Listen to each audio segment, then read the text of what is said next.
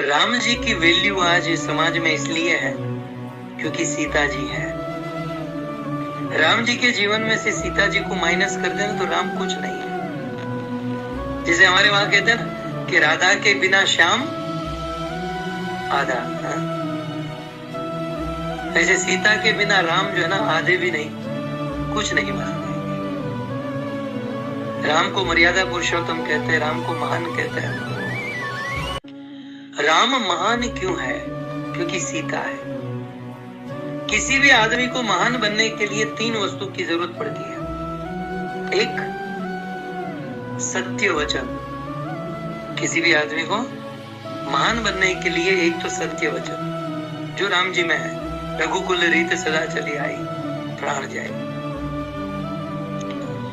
दूसरी चीज होती है एक पत्नी व्रत धरा, वो भी राम जी ने निभा दिया। लेकिन तीसरी जो शर्त थी महान बनने के लिए, वहां राम जी डामाडोल हो गए। और वो शर्त कौन सी बताए? बिना वजह किसी को मारना। महान आदमी बिना वजह किसी को नहीं मारता। ठीक। अब राम जी इस संसार में प्रकट हुए। अब प्रकट होने से पहले देवताओं ने कहा कि आप प्रकट होकर रावण को मारिए, रावण का वध कीजिए और हमें निश्चिंत कीजिए। और इसलिए राम जी प्रकट तो हो गए और मर्यादा पुरुषोत्तम के रूप में प्रकट हुए। और प्रकट होकर राम जी ने मन में सोचा कि अब रावण को मारना है। राम जी ने सारी चीज मर्यादा पुरुषोत्तम के रूप में निभाई। रघुकुल की रीत निभाई, सत्य वचन निभाया, एक पत्नी व्रत निभाया। लेकिन अब राम जी से कुछ गलत होने जा रहा था। क्यों?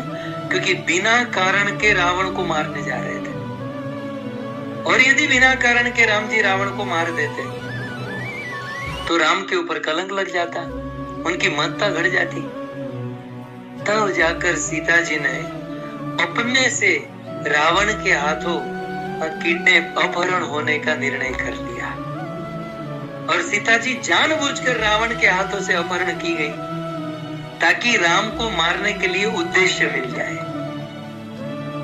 इतिहास में कोई राम जी के ऊपर उंगली न उठाए कि बिना वजह राम जी ने रावण को मारा। तो राम जी को रावण को मारने के लिए एक उद्देश्य प्रदान किया मां सीता ने। और सीता जी जानबूझकर रावण के हाथों, नहीं तो सीता जी तो रावण को खुद जलाकर भस्म कर देती। सीता चाहे तो रावण के हाथों से कोई उनका अपहरण नहीं हो सकता था। लेकिन सीता जी रावण के हाथों से उनका अपहरण हुआ। रावण के वहां रहना पसंद की। इसका एक ही कारण था, वो राम